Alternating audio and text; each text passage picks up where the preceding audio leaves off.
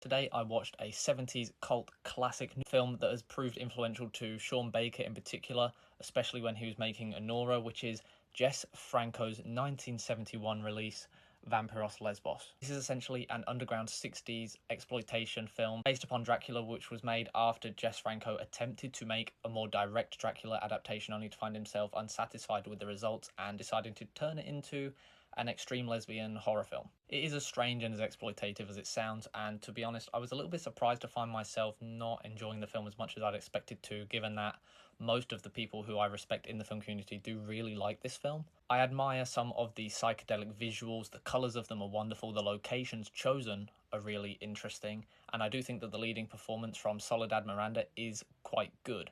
Generally, I found myself disinterested in the plot, which kind of just meandered around, arguably in a kind of dream logic, but it felt more accidental rather than an intent. I think that the fresh ideas are interesting, particularly in an investigation of how shifting the gender of Dracula as an idea, or shifting the gender of a vampire more widely, does impact upon the thematic meanings. But generally speaking, it just wasn't really for me. I admire it stylistically. I think that Jess Franco is a bold, provocative director, which is always interesting, but this film just didn't land for me, even if it did feel in connection stylistically to some of the films of Mario Bava that I spoke about back in January, just as far as the visual style goes, which was colourful and disorienting and interesting.